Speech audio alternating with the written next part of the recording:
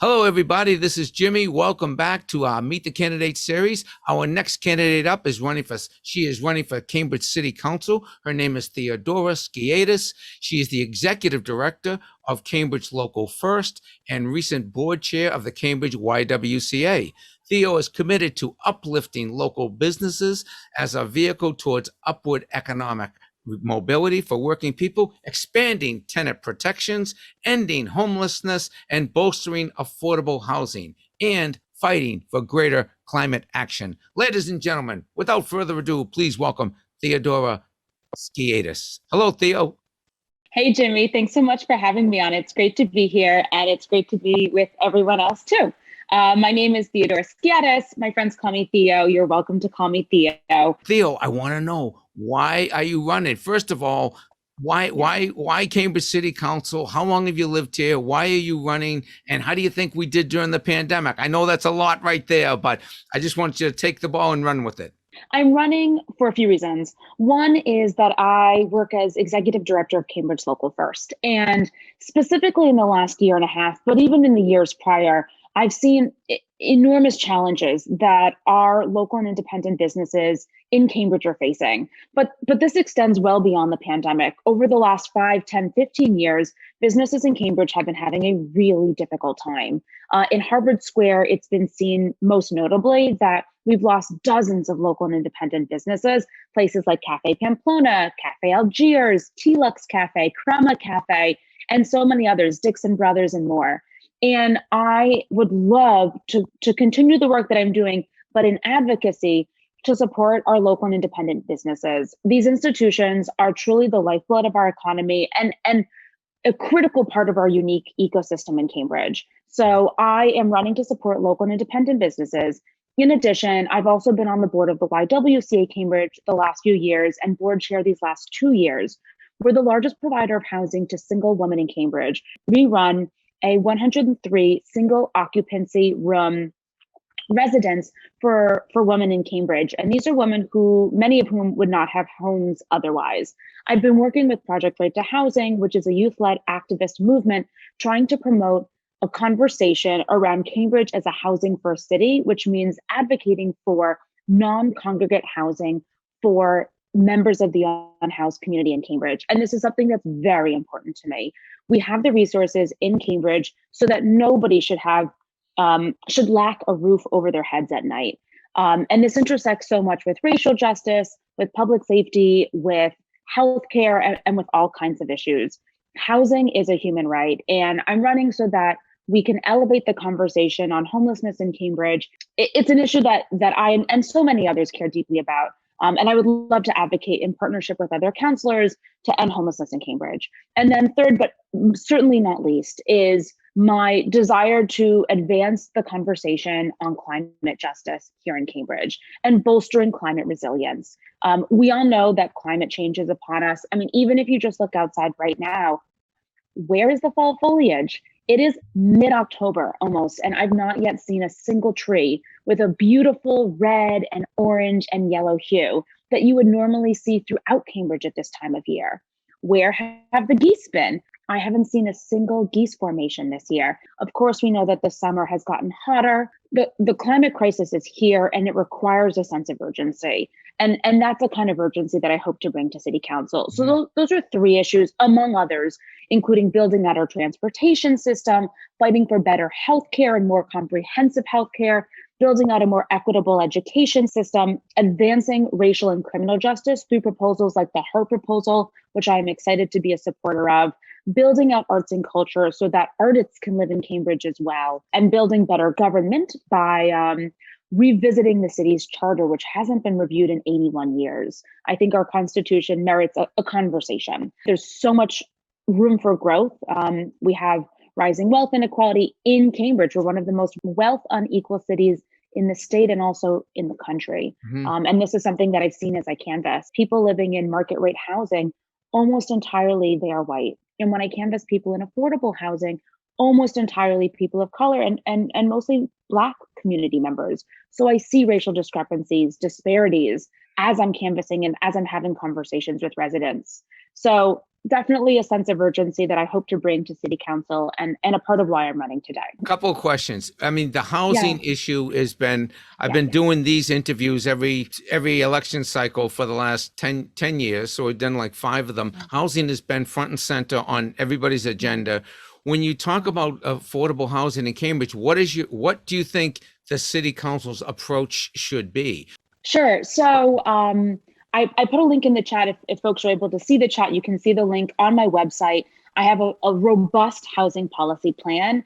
I actually think, Jimmy, there are 3 camps of Okay. housing in Cambridge. So on the one end is a better Cambridge, which self-identifies as YIMBY, yes, in my backyard, which includes a total embrace of all kinds of development, Hmm. affordable, but also market rate development. On the other side is Cambridge Citizens Coalition, which takes a different approach and is often not in support of affordable housing. I think that they would frame it in a little bit more nuanced way. I'm not sure how they would frame it. I'm a part of Cambridge Residents Alliance. So we prioritize affordable housing. And when thinking about market rate housing, are particularly sensitive to the effects of market rate housing on exacerbated gentrification and subsequent displacement. So the concern that we have when it comes to market rate housing is the fear that, and it is rooted in multi-decade displacement and gentrification, that when you build market rate housing in our lowest income communities, like the Port, like Riverside, and to some extent like North Cambridge, it exacerbates gentrification and displaces our most diverse community members. So I always support affordable housing. I was excited to support the affordable housing overlay in 2019. I was excited to see more affordable housing on the Mass Ave corridor. I think we want to prioritize affordable housing near public transit systems and near public amenities. So 2072 Mass Ave was a really big debate this summer. I thought it would have been great to see affordable housing right near Porter Square on Mass Ave in what is largely a parking lot at an intersection. So when I think about affordable housing, I'm very excited to see more of it. As you know, as board chair to the YWCA Cambridge, we are a champion of affordable housing. It's something that we think is really important. Like I mentioned earlier, I definitely want to elevate the conversation on Cambridge as a housing first city and the recognition that housing is a human right and at the foundation of all opportunities to thrive.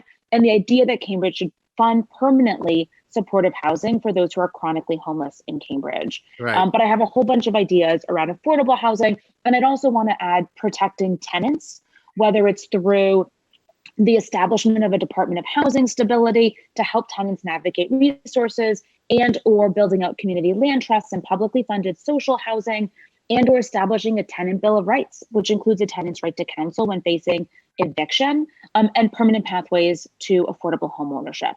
I have a question for you. What do you think about the outdoor dining? Do you think it's here to stay? Do you think it's a good thing? And what do you think about the parking situation and the bike paths? Do we have the possibility of coexistence? What do you think about all of that in terms of how it affects the business community, how it affects residents, and what do you think the balance should be? Absolutely. Great question. So I'm excited to see patios, outdoor patio spaces for Cambridge residents. Any effort to pedestrianize and make more accessible spaces is something I will always support. So I think it's a wonderful initiative and I hope it's a permanent one. In terms of the ongoing conversation now around bicycle lanes and parking spots, I don't think that it's a mutually exclusive conversation. So we at Cambridge Local First have been advocating for measures that we think would help businesses, but that also support bicycle lanes. It's not mutually exclusive. I think we can have both. In the Northern Mass Ave corridor, where there's been a large conversation in recent weeks, I think the best initiative would be to get rid of the median, which is pretty much dead space, not space that folks are really connected to, and create more space in what is a very large thoroughfare by actually doing a longer term solution. So I think ideally we would see longer term solutions as opposed to short term fixes, because those are really the solutions that work best. Right. That's great. Yeah. One of the things I think we need on the council and just in general is there sometimes seems to be a disconnect between people in cars and people on bikes. And you're either in the bike camp or the car. I drive a car and I ride a bike. I like Me too. for both people, you know, and I think Yeah. something that just approaches mutual respect rather than adversarial relationships is something that we Yeah. can shoot for. Well, Theo, thank you so much for joining us today. How about a closing statement, and where can people find you, and what number would you like concerning their vote for you? Number one, Jimmy. Absolutely. Thank you so much for having me on. It's been a pleasure speaking with you. Just to reiterate, I'm really excited to be uplifting our local and independent businesses as we work toward a regenerative economy. I think folks often don't realize that up until, I believe, the 1980s, we had a circular economy in the sense that we sourced almost everything we needed locally in Massachusetts. We started the Industrial Revolution right here in Lowell, Massachusetts. Our manufacturing needs were met locally, and we were an agricultural state. We met our food needs locally. It's something I actually think we need to return to, not just because it builds out resilience in terms of supply chains, and we're seeing broken supply chains internationally now, but also because it's a much more environmentally sustainable solution. And so for that reason, and for so many others, I'm excited to be advancing the conversation in support of local businesses. I also absolutely am committed to promoting affordable housing so that Cambridge remains a place of diversity. I am so committed to that and to advancing the conversation on Cambridge as a housing first city, protecting tenants, and building permanent, affordable pathways for home ownership. And then adding urgency to the need to take action around climate, building that environmental resilience, because these issues are ones we're facing now, and they will only be exacerbated in the days ahead. So yeah, thank you so much for having me. Please consider giving me your number one vote. And if not your one, your number two. And you can learn more about my campaign at www.votetheo.com. Thank you so much. Great. Thank you, Theo. Great to see you. Good luck. You too. Thanks, Jimmy.